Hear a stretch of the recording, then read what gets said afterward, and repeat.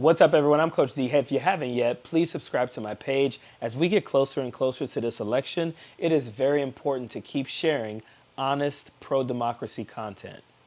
So what I'm going to do now is I'm going to start this series because so many people have asked, what is Kamala Harris going to do for the black community?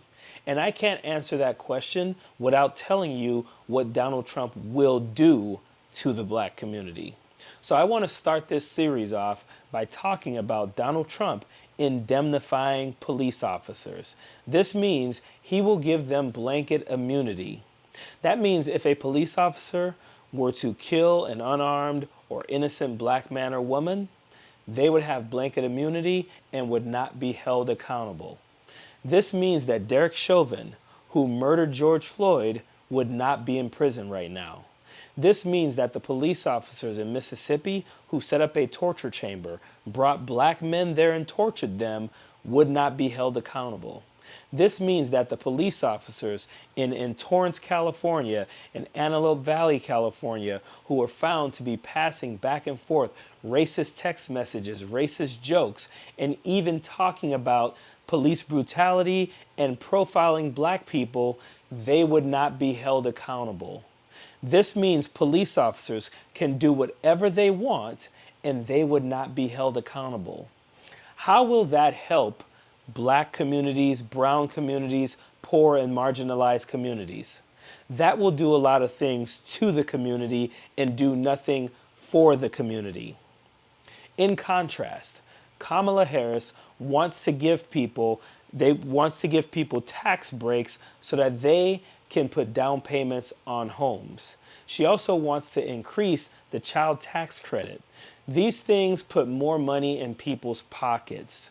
More money in people's pockets means more time with their families, means moms and dads are home more often with their families, mean kids are having less interactions with police officers because they're spending more time with their family, because their family has more money to do things with them. So on one hand, you have Donald Trump who is saying, screw poor, marginalized black and brown communities. Who cares about them? We're going to put all these people in jail if they make any mistakes, and we're going to allow police officers to have blanket immunity.